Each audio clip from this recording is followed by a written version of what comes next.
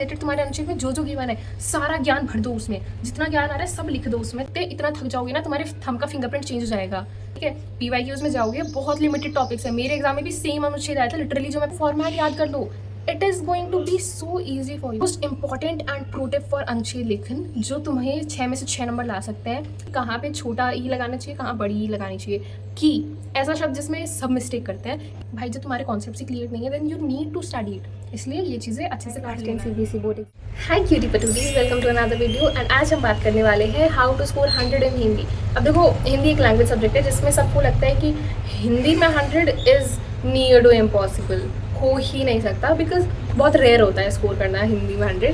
But I am going to help you. I score 99 in Hindi and 98.4% overall in my class 10 boards. So आज मैं आपको बताने वाली हूँ how you can also do it. So without any further ado let's move directly to okay the first problem, that is तुम्हें spelling mistakes बहुत ज़्यादा होती है तुम्हारी एग्जाम में। तुम बड़ी छोटी की मात्रा गलत लगा देते हो, बड़े हो छोटे हो की, उसमें तो ज़्यादा प्रॉब्लम होती नहीं है। तुम आधा जो अक्षर वाली मात्रा लगाते हैं, कोई भी त लगाना है वो लगाना है, वो तुम गलत लगा देते हो क्योंकि तुम पता नहीं होता है कि कहाँ पे लगाते हैं। जैसे महत्वपूर्ण, इस वर्ड में बच्चे बहुत मिस्टेक करते हैं। दो इतना हार्ड नहीं है बट इसमें मिस्टेक्स हो जाती हैं। बाल गोविंद भगत, ये बहुत सिंपल वर्ड है साउंड करने में, लेकिन लिखने में मात्रा इधर उधर हो जाती है एंड गलत हो जाता है।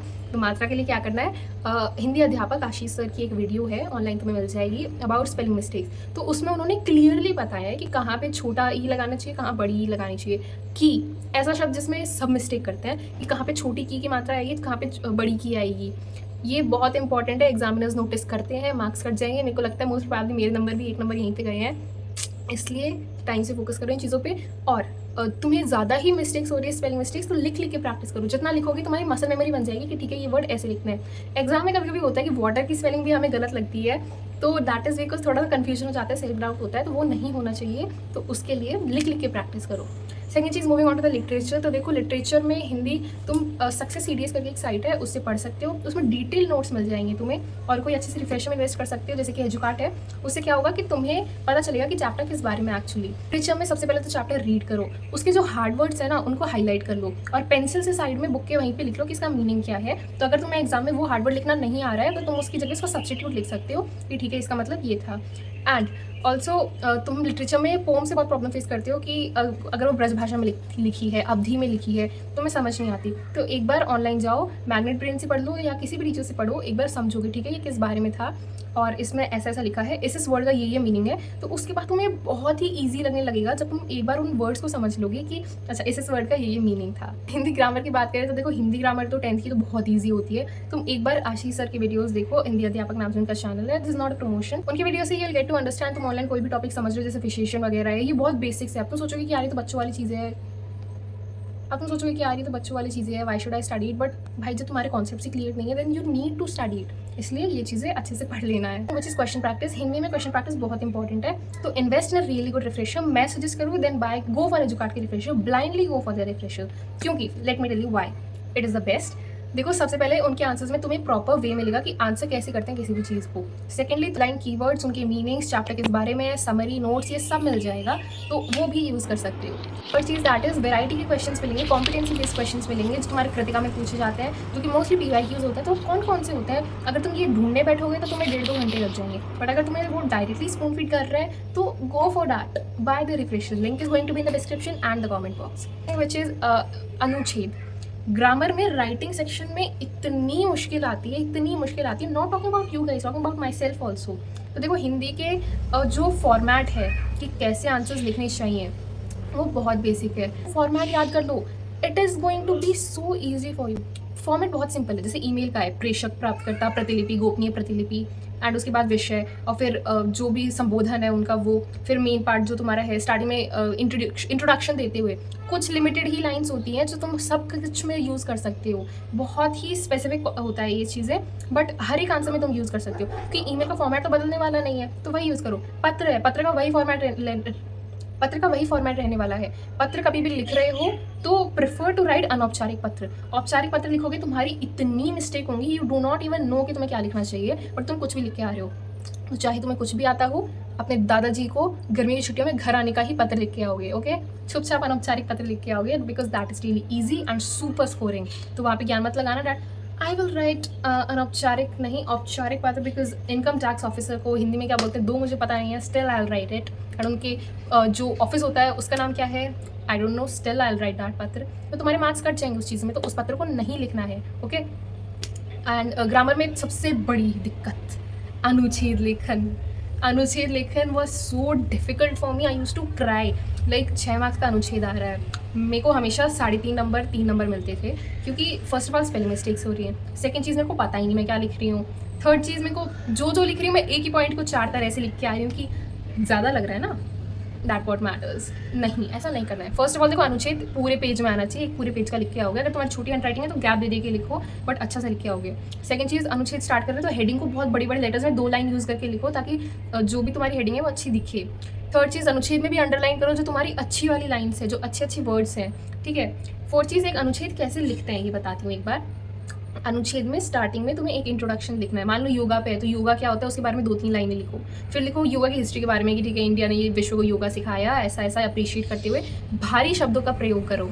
जितने सिनोनियम्स अच्छे अच्छे तुम्हें आते हैं सीखो उनके बारे में और उन्हें यूज़ करो। One really good tip which I can give you is, एक बार लास्ट चीज़ बता देती हूँ। एंड थर्ड चीज़, कंक्लूजन लिखना है तुम्हें। कंक्लूजन में क्या लिखोगे कि ठीक है ये समझाते हैं कि योगा की क्या महत्वपूर्णता है हमारे देश में या फिर इंसानों के लिए। देखो मेरी हिंदी जा चुकी है अभी, and this is not something that I should be flexing, but still मेरी हिंदी जा चुकी है। इट डज़ नॉट मीन कि सबको ही बहुत अच्छी हिंदी आती हो। हाँ, the most important and pro tip for अनुच्छेद लेखन जो तुम्हें 6 में से 6 नंबर ला सकते हैं, दैट इज़ प्रैक्टिस करो। लिख के प्रैक्टिस करो। मेरे पास पूरी आंसर शीट्स पड़ी हैं, वो 32 पेज की 16 पेज की, आई डोंट रिमेंबर, बट मैंने वो पूरी भर दी थी अनुच्छेद लिख के प्रैक्टिस करके। किस टॉपिक्स पे लिखोगे? PYQs चलाओ, सेल्फ स्टडीज़ नाम की साइट है, एजुकार्ट की बुक है PYQs की ग्रंथ बुक, वो खरीदो। उसमें तुम्हें जो टॉपिक्स मिलेंगे उन्हें पढ़ो एक बार कि ठीक है ऐसा ऐसा है। कोई भी अनुच्छेद लिखने से पहले एक बार उसे पढ़ो, रफ आइडिया बनाओ। अपनी आंसर शीट के लास्ट पेज में एक रफ कॉलम बनाओ, हिंदी में भी एक लास्ट पेज यूज़ करना है और उसमें रफली लिखो कि फर्स्ट पॉइंट तुम ये बताओगे। सेकंड चीज़, तुम्हें जो पॉइंट्स अपने माइंड में याद आ रहे हैं वो रफली लिखते जाओ सारे। 10 पॉइंट लिख लिए, रफली तुम्हें जितना याद है कि तुम ठीक है इस टॉपिक में ये मेंशन करोगे, ये कीवर्ड्स हैं उन्हें लिख लो। फिर अपना अनुच्छेद लेखन पे जाओ ताकि तुम्हारी मिस्टेक्स ना हो, अनुच्छेद लेखन पे ताकि तुम्हारी मिस्टेक्स ना हो, उस लेखन पे वापस जाओ एंड वहाँ पे लिखना स्टार्ट करो। When you will start writing तुम्हारी स्पेलिंग मिस्टेक वगैरह कम होगी, क्योंकि तुमने ऑलरेडी अपने रफ पॉइंट्स लिख चुके हैं। उनमें से देखो कि ठीक है सबसे पहले मेरे को ये लिखना था, फिर उसे लिख लो, फेयर आउट करो। आंसर शीट में ही करना है ये सब। और आंसर शीट जब तुम्हारा मतलब पूरा एग्जाम हो जाए, जब उस पर एक पेन से पूरे पेज पे डायगनली लाइन बना दो, हो गया। आंसर शीट के लिए तुम पैसे दे रहे हो, देन यूज इट। छोड़ के क्यों आ रहे हो? ज़्यादा से ज़्यादा लिखो। अगर ऑप्शन में भी 2 क्वेश्चन आ रहे हैं तो दोनों अटेम्प्ट करो। CBSE की वो मार्किंग स्कीम है ये कि अगर आप 2 आंसर्स अटेम्प्ट कर रहे हो तो उसमें से जो ज़्यादा स्कोरिंग है, जिसमें आपके ज़्यादा नंबर मिले हैं आपको, मान लो एक में 4 मिले, एक में 5 मिले, तो 5 वाले नंबर कंसीडर करे जाएंगे, 4 नहीं कंसीडर करा जाएगा। तो ये चीज़ भी तो यूज़ करो ना, लिख दो सारे आंसर जितने आ रहे हैं। मान लो मेरे को कन्फ्यूजन था SST में, मेरे को एक आंसर बिल्कुल नहीं आता था, तो मैंने उसमें जो और में था वो भी लिख दिया और ऊपर वाला भी लिख दिया, एंड आई डोंट नो कौन सा सही हुआ, बट सही हो गया। तो ऐसे लिखते हैं अनुच्छेद, ठीक है। PYQs में जाओगे, बहुत लिमिटेड टॉपिक्स है। मेरे एग्जाम में भी सेम अनुच्छेद आया था, लिटरली जो मैं पढ़ के गई थी। टेक्नोलॉजी से रिलेटेड कुछ था, नहीं सोशल मीडिया से रिलेटेड था मेरे वाले में। सोशल मीडिया था, ओलंपिक्स था, जो करंट टॉपिक्स चल रहे हैं ना देश में, उसमें थोड़ा सा तुम ज्ञान रखना चाहिए तुम्हें कि ठीक है वो क्या क्या किस बारे में। PYQs में देखोगे तो तुम्हें दिखेगा कि yoga, technology, COVID-19, Olympics, sports, योग का महत्व, समय का महत्व, और डिसिप्लिन, क्या बोलते हैं हिंदी में डिसिप्लिन को, दृढ़ विश्वास वगैरह, इनका जो महत्व है तुम्हारे जीवन में, समय का महत्व, यही चीज़ है जो तुम बचपन से करते आ रहे हो, वही है, बट उनमें से कौन सा आएगा बस ये नहीं बताया। तो इन सारे टॉपिक्स पे अनुच्छेद लिख लो। जंक फूड है, इतने सारे टॉपिक्स हैं, ChatGPT से मांग लो, तुम्हें 50 टॉपिक्स मिल जाएंगे, उनके बारे में अनुच्छेद लिखो, ठीक है। जितना लिख के प्रैक्टिस करोगे उतने ज़्यादा नंबर तुम्हारे बनते जाएंगे। This is how we write answers in Hindi. Hindi में कोई भी एक tip for unseen passage also I can give you. Unseen passage में पैसेज पढ़ने में टाइम मत लगाओ, ट्रस्ट मी, तुम्हें टाइम नहीं मिलेगा। हिंदी में तुम लिखते लिखते इतना थक जाओगे ना, तुम्हारे थंब का फिंगरप्रिंट चेंज हो जाएगा, थंब का थंबप्रिंट चेंज हो जाएगा, तुम इतना लिखते लिखते थक जाओगे। तो सबसे पहले क्वेश्चन पढ़ो, अनुच्छेद तुम्हारे पास अनसीन पैसेज आ गया, उसका क्वेश्चन पढ़ो। अब जो कीवर्ड है ना उसमें, वो अपने अनसीन पैसेज में ढूंढो और उसे अंडरलाइन कर लो। एग्जामिनर वैसे तो मना नहीं करते, बट अगर स्टिल कर रहे हैं तो छोटा सा मार्क बना लो, ठीक है। एंड उसके बाद कोई भी आंसर फ्रेम कर रहे हो जो 2 मार्क्स में है, देखो तुम्हारे MCQ प्रोबेबली नहीं होंगे, हमारे भी नहीं थे, तो 2 मार्क्स का आंसर है, तो तुम्हें लिखना है कि उपयुक्त गद्यांश के अनुसार, और फिर लिख दो जो भी है। ये लाइन इंट्रोडक्टरी लाइन लिखो, इंग्लिश में भी लिखो according to the passage given, और हिंदी में भी लिखो उपयुक्त गद्यांश के अनुसार। और भी कोई जो सब्स्टिट्यूट है इसकी जगह लिख सकते हो, वो तुम्हें डिस्क्रिप्शन पे जो मेरी पेपर प्रेजेंटेशन वाली पीडीएफ है उसमें मिल जाएंगी कि मैंने अपने अनुच्छेद के आंसर कैसे आंसर करे थे, ताकि तुम्हारे फुल मार्क्स आए। अनुच्छेद में अगर तुम्हें कोई भी आंसर नहीं आ रहा है तो उससे रिलेटेड तुम्हारे अनुच्छेद में जो जो गिवन है सारा ज्ञान भर दो उसमें, जितना ज्ञान आ रहा है सब लिख दो उसमें, ताकि एग्जामिनर तुम्हारे एफर्ट के मार्क्स दे दे, तुम्हें मिल जाते हैं मार्क्स, ऐसे ही मार्क्स मिलते हैं। टॉपर्स ऐसा कुछ नहीं है कि हम एग्जामिनर को कुछ दे के आते हैं, नहीं, हम लिख देते हैं, जो नहीं भी आता है वो भी लिख देते हैं, ताकि हमारे एफर्ट, हमारी मेहनत के लिए हमें नंबर मिल जाए।